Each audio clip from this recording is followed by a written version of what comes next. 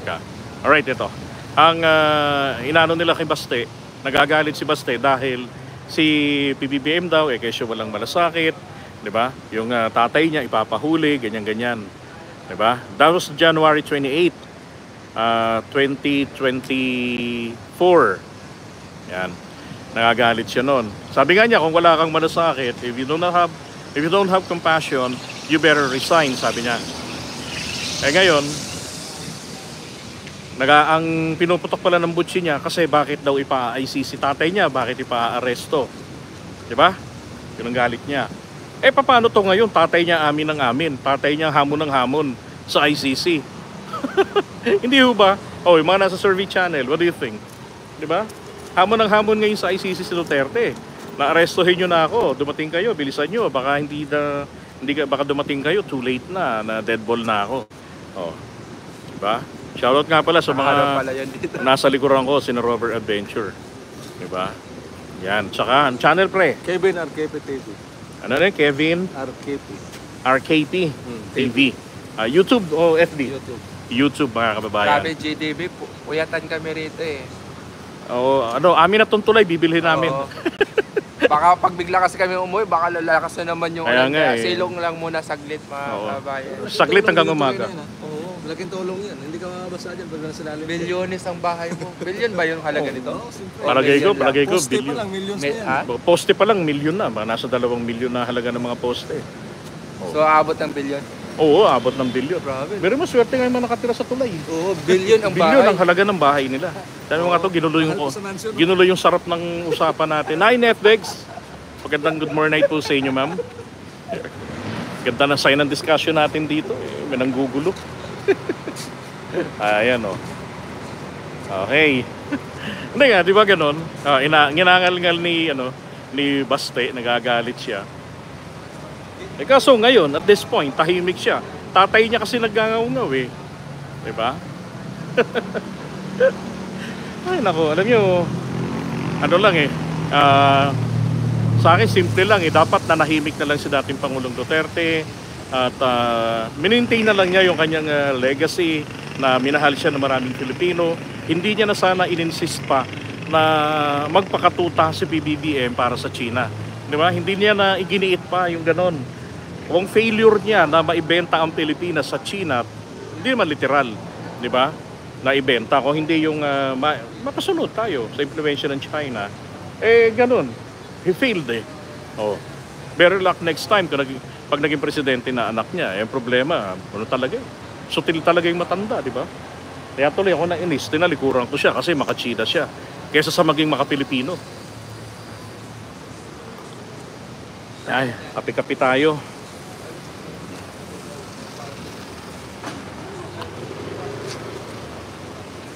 Ayan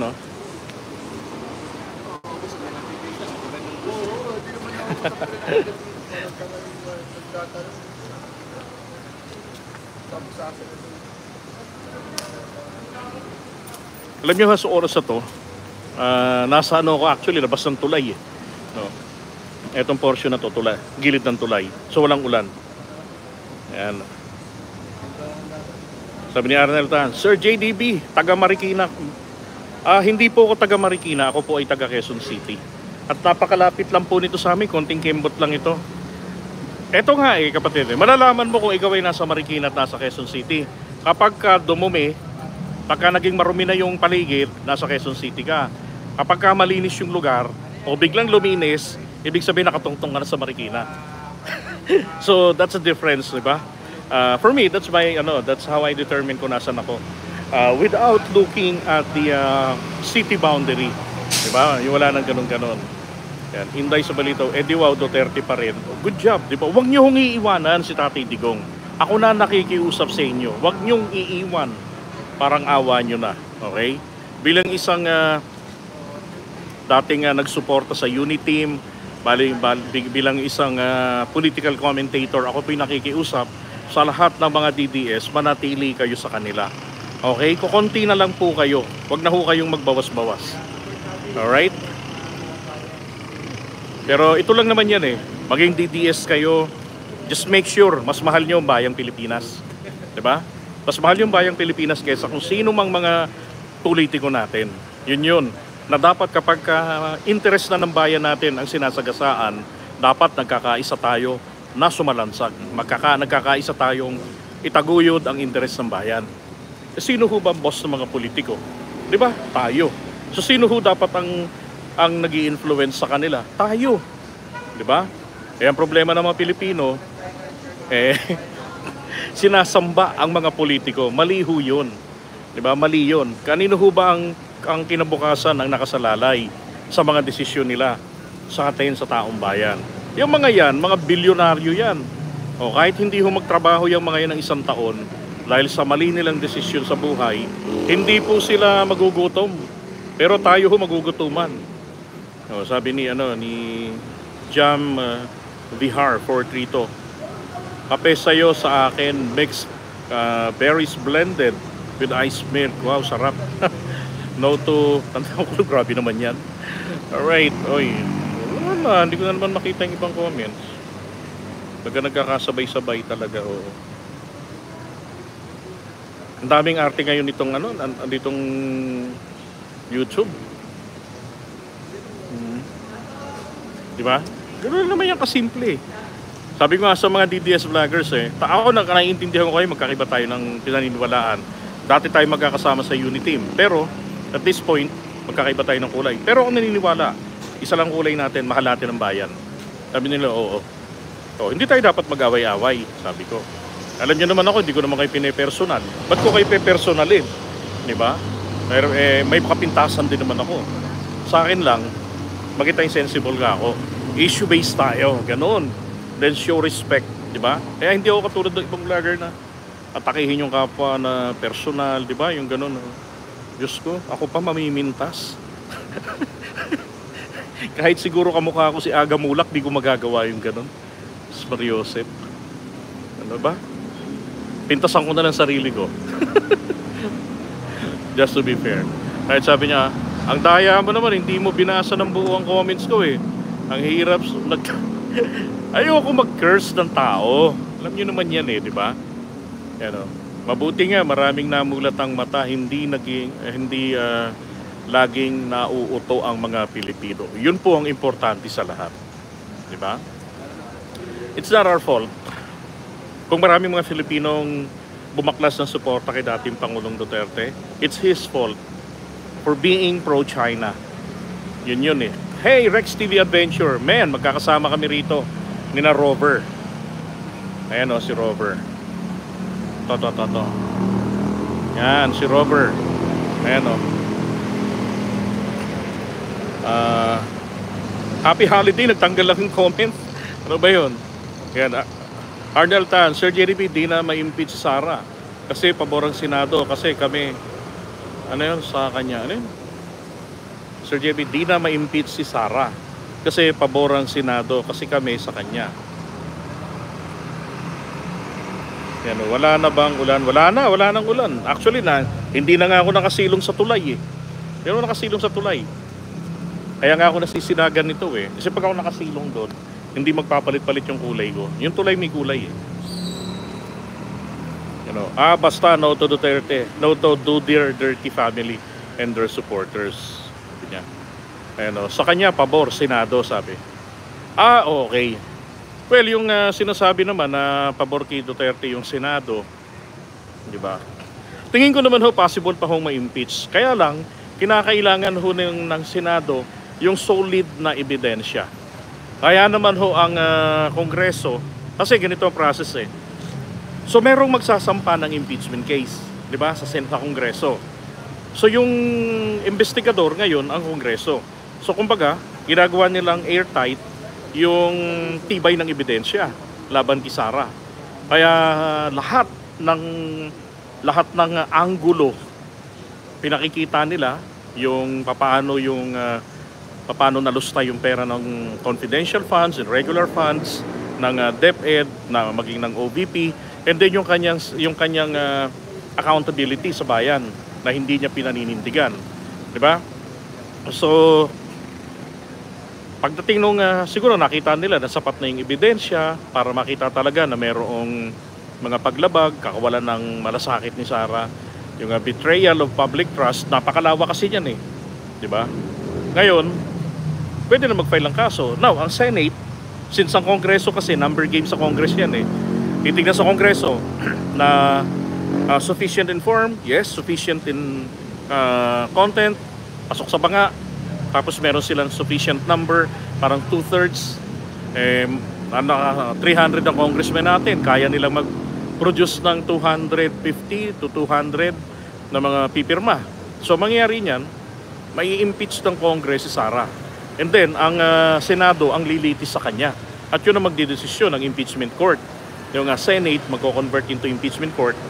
And then, again, it's a number game. Pero, dahil po sa nakatutok ang taong bayan, di ba? Yung mga nakalatag na mga ebidensya laban kay Sara, ewan ko na lang pag hindi pa niya inatinan ng Senado at sagutin lahat ng mga katanungan. So, ibabase ho lahat ng mga tanong ng pag-uusig sa kanya sa impeachment court ng Senado, base ho sa mga ebidensyang nakalap at napatunayan ng Committee on Good Government. Diba? So, kahit po nakapabor kay Sara yung ibang mga politiko like mga Villar, mapipilitan silang ilaglag na rin si Sara. Bakit? Siyempre, babantayan ho ng malaking grupo ng mga Marcos loyalists at ng mga neutral na nasa 40% ng mga Filipino or more than or sabihin natin 50% ng mga Filipino base sa survey, di ba? Kung sino talaga yung nagsasabi ng totoo, hindi. Now, dahil kailangan ng mga politiko na to, ng mga pamilya ng mga political clans sa malalakit, doble-doble ang mga member sa Senado, kailangan nila ng boto ng taong bayan, then they will definitely sacrifice Sara by voting rightly, by impeaching Sara. Yun. Now, bago ho dumating yung desisyon na yan, tingin ko ho, baka at the onset of impeachment sa Senado, maramdaman nila Sara na tagilid ang laban niya at mai-impeach siya, isasacrifice siya, at gamit ang katotohanan, tingin ko ho magre-resign na yan. Kesa sa mawalan po siya ng eligibility dahil pagka yan ay na-impeach, ang mangyayari sa kanya, mapipilitan siya kapag ka na-impeach siya, magiging talagang, forever siya na, ineligible to hold public office. Whether elective or appointed. Hindi na ho siya makakahawak. Di ba? Okay, Abdullah Bay, sabi yan. Pinagpipilitan ni Inday Tambalustay implement Davao model sa paggasta ng pondo. Ganun ba?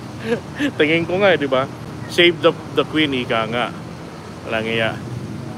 Ito nga yung problema dyan eh. Sa kanila nga, save the Queen. Even Sarah herself, she despised the save the Queen.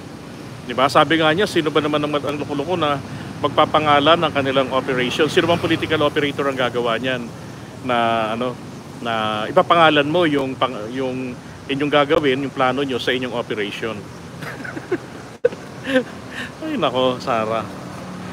Wala pansin ko parang karamihan sa mga senador namamangka sa dalawang ilog. Exactly, namamangka sila sa dalawang ilog. Kaya nga kinakailangan ang sa dalawang ilog po, mapili nila yung may matibay talaga na yung may bigat kumbaga, na kapag nagkamali sila ng pili na nilanguyan nila, katumbas ho ng political career nila, lalo na yung, let's say, tignan nyo yung mga Villar. So how many Villars in the Senate? Dalawa, yung nanay, yung anak. Ang gusto nilang mangyari ngayon, dalawa na naman uli, di ba? So, kailangan maipanalo si Camille. So kung hindi po susuportahan nila ang impeachment laban kay Sara, ilalaglag natin si Camille. Tapos eventually 2028, laglag na rin natin etong si Mark Villar kasi tragis niya, parang si Lito Lapid lang din eh, di ba? Oh. Sabi ni paring Rex TV, mag-resign siya para makatakbo siya sa 2028, pero di niya alam na wala nang election sa 2028 kasi parliament. Yun ang maganda pag naging parliament tayo. Alam niyo, pinakamadaling ang gawin dyan, pwede tayong mag-revolutionary government eh, di ba? Yung mag-revgov tayo, yung hindi nagawa ni Duterte, tapos gawin ng taong bayan ngayon, di ba? Alam niyo, kapag maganda yung performance ng Marcos administration, ang taong bayan mismo maghahatak sa kanya na manatili ka sa pwesto. However, meron tayong hadlang, ang ating saligang batas. 'di ba? So problema natin sa ligang batas natin ay isang beses lang pwedeng tumakbo, 'di ba? Tapos nun wala na. Ngayon, para ho makatakbo uli o pwedeng may continuity, kailangan mabago constitution. Kaya ang hirap dun sa constitution gawin. Ang pinaka-perfect way, katulad ng 1986 People Power, na talagang pinalitan natin yung sistema ng gobyerno, we change the constitution, dapat ganun. So yun ang pinakamadaling gawin. Kaya Sir Jerry B, sana po impeachment for Sara Mau, kasi kung resign, she can run again. We don't like her. Marami. Well, dyan naman, depende kasi sa atin eh. So kung tatakbo naman siya sa darating na halalan, ang pinaka ano lang niya sa 2028, di wag nating iboto, di ba? Kasi bakit? Hindi niya sinagot yung mga tanong sa kanya sa committee, di ba, ng good government. Tapos pagdating sa impeachment, tinakasan niya pa by resigning. Oh.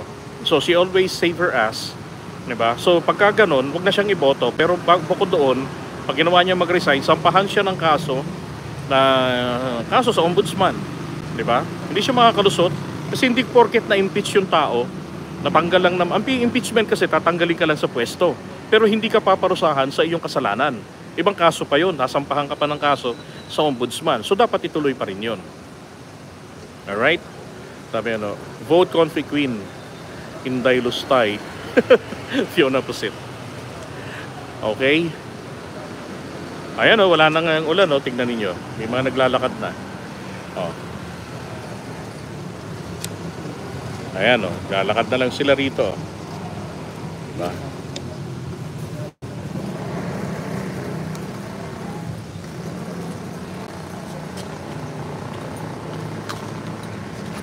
Palikod tayo sa sa water level. Ayan. So nasa ng tulay? Ang tulay po ay narin. Okay, nasa labas na tayo ng, hindi na tayo nasa ilalim ng tulay.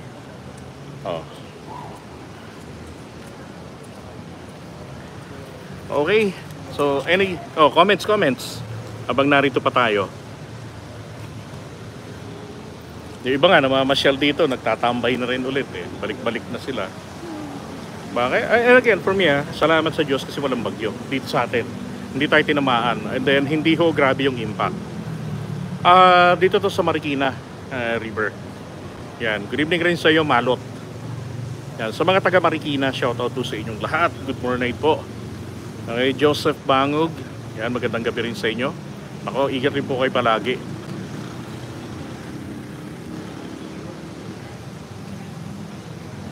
Right, and then si Jam Vihar.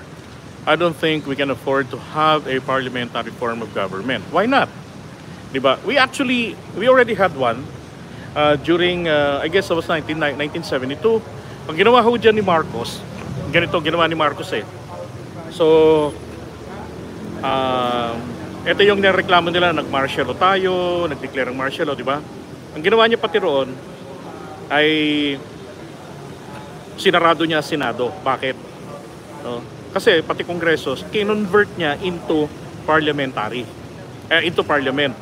Ngayon, at the same time, during the transition period, siya yung president, siya rin yung prime minister. Because what we had was a modified presidential parliamentary system of form of government. Kaya lang nung mga sumunod na mga panahon so siya presidente, and then the prime minister is Cesar Verata, right? So ganon ang nangyari. So si Marcos, siya ang titular president, handling the affairs, di ba? Titular in nature and representing the country. And then ito naman pong si Prime Minister, ang sinasabing real executive. And ano ba ang balita sa economic chacha? Wala na hong nangyari. Wala kwenta mga senador natin Economic chacha, binaon ho nila sa limot. And thank you sa 105th liker. Good PM, Alin Arsenas. Ayan, Maria Bautista. Syunga-syunga ka rin pala. Filinggero ka. Hindi po ako syunga-syunga at hindi po ako filinggero. I know what I'm talking about. Okay? ikaw mag-senador. Pwede rin naman po, why not? Iboboto niyo po ba ako? Ano, walang kwenta si Robin. No need to tell. Sa totoo lang, walang silbi ang Senado. Meron naman po, to be honest. Meron naman po. Konti nga lang. Diba? Konti nga lang. Alam niyo kung bakit? Ito para maintindihan po natin, why Senate is behaving differently than the House of Representatives?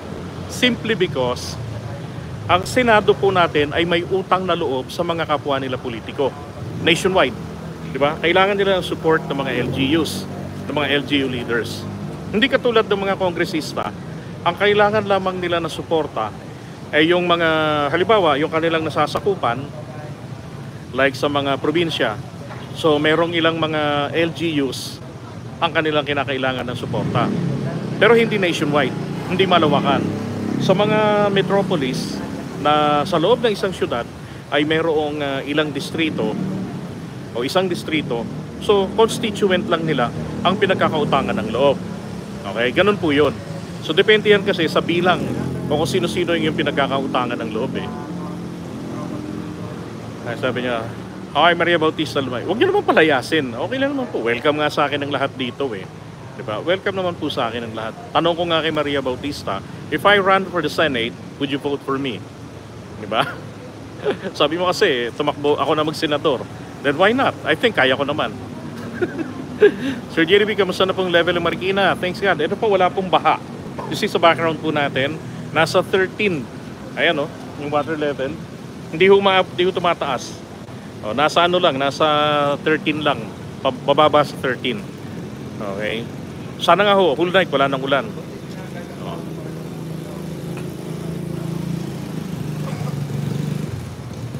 Sabi ko na nga ba, pag nagpunta ako rin sa Marikina, politics pa rin pag-uusapan natin eh.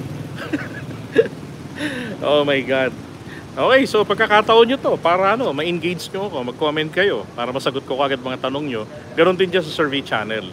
Diba? Sa survey channel naman natin, pasensya na para sa mga maka-Trillanes, sapagkat si Trillanes po aminin natin, hirap talagang manalo. Yan, thank you sa iyo, Bingo Mendez. And then kay Renz Vlog, yan, nasaktan si Maria, ganun ba? Kasi natama ng idol niya si Robin, Bongo at Bato. Nako, sorry, I don't know. Na idol mo pala yon, pero good job. Sila pa idol mo. Diba? So far sa mga surveys namin sa Caloocan, mahihirapan talaga si Trillanes dahil grabe ang pinsalang na idulot sa kanya ni dating Pangulong Duterte. Biruin mo ang imahe niya doon ni thrilling troublemaker, 'di ba? Samantalang mga taga-Caloocan, mga Marcos supporters yung mga yon, mga karamihan doon mga loyalista. And from ang bagong Pilipinas, boss, baka dumaan diyan si Sara Buwaya, yun, ingat. Kaya mo siyang dumaan, hindi naman niya ako maaabot dito eh, 'di ba? Alright, so nagbaklas na ng gimbal nila si Rover, pauwi na rin pala sila. Joseph Bangog, JDB, maunlad ng mga bansa, open sila sa investors para magkaroon ng maraming trabaho at lumaki. Ayan. Alam niyo, ang Pilipinas dapat ganoon din tayo eh, 'di ba? Pero ako pabor ako sa nationalization. Yung mga negosyo rin sa Pilipinas, maging ang Maharlika Investment Fund, dapat mag-invest tayo sa mga katulad ng negosyo ng NLEX, 'di ba? Total sa Pilipinas 'yan eh. Bakit ang mga foreigner ang nakakapag-invest doon? Dapat mag-invest ang Maharlika Investment Corporation dyan. Tapos mag-invest tayo sa inner energy, yung mga supply ng mga solar, di ba? Mga pag-set up dyan. Dapat ganon. Nuclear, power plants, then maging supplier din magtayo ng negosyo ang gobyerno natin para sa mga katulad dito nauuso mga electronic vehicles, di ba? So magkaroon ng gobyerno ng sariling negosyo para naman po sa pag-build niyan at saka sa yung mga supply ng mga battery, hindi lang po puro tayo produce ng mga raw materials. Magkano lang natin mabibenta sa labas yun, di ba? Tapos sila pag dinevelop nila kikita ng malaki, tayo kakarampot. I'm worried about my BFF living in Philindres subdivision. kapag nag-overflow na naman ang tubig dyan sa Marikina. Well, palagay ko naman po hindi naman mag-overflow rito. Yan. Alis na kayo? Okay na ako. Sige. Bibigla pa ako ng galing sa anak ko. Okay, so say Mga bye-bye. kabayan, magandang gabi po. Mag-ingat po ang lahat sa lahat ng apektado ng bagyong Ayan, matitimpla Pipino. rin ang gatas. At the same time, sa Si hindi Kevin. naman apektado, mag-ingat Ayan. pa rin. At ugali magdasal. Pagdasal Yes. din natin yung mga negatibong mindset ng ating mga kabayan. Sana maging positibo. Amen, Para amen. sa mas nakakarami at advance para sa mahal nila sa buhay. Alright. Ingat, magandang gabi. Sige, ingat. Okay. Siyempre, thank you. Hey! Ingat. Ayun, uwian na sila. Kasi wala na ho talaga, hindi nga umuulan dito eh. 'Di ba? So anong oras na ba ngayon? Di ko alam kung anong oras na ngayon eh. Let me check. Oh, it's 10:54 na pala. Kaya pala yung aking kasama si Kois TV, may pasok pa bukas. Kaway na ng kaway, 'di ba? Yan. O paano mga kababayan, live tayo ng pag-uwi ko na ng bahay, mag-live tayo ulit. Okay? Kaya natin mga didishit dito nanonood. Tama, 'di ba? Kaya natin sila. Ako nga sabi ko wag niyo nga awayin eh. Paano ba yan? Buyers muna mga kapatid, kailangan rin namin umuwi para itong si Kois TV makaprepare pagpasok niya sa trabaho. Pumunta kami rito kasi para tignan lang natin yung update ng Marikina River. Yan. 'Di ba? Yan, wala namang ulan, buti na lang daplis lang si Pepito. That's correct, Netflix, 'di ba? Mabuti nga. Ang UAE mahirap na bansa yan. Pero higit na mayaman kaysa Pilipinas kasi open sila sa investors. 'Di ba? Dapat nga ganun tayo eh. Ang problema ng Pilipinas kasi yung constitution natin naging overprotective yung constitution natin. Ang problema, wala namang pinoprotektahan. Kasi hindi naman nagnenegosyo ang Pilipinas, 'di ba? Yung mga natural resources natin, hindi naman natin ninegosyo. Yun ang problema eh. Puro mga private, mga oligarchs na nakikinabang. Buyers muna mga kapatid. Okay? Buyers muna. Tropang Tagalog, magandang gabi sa'yo. Yan. And then kay Rocky Mountain ng Denver.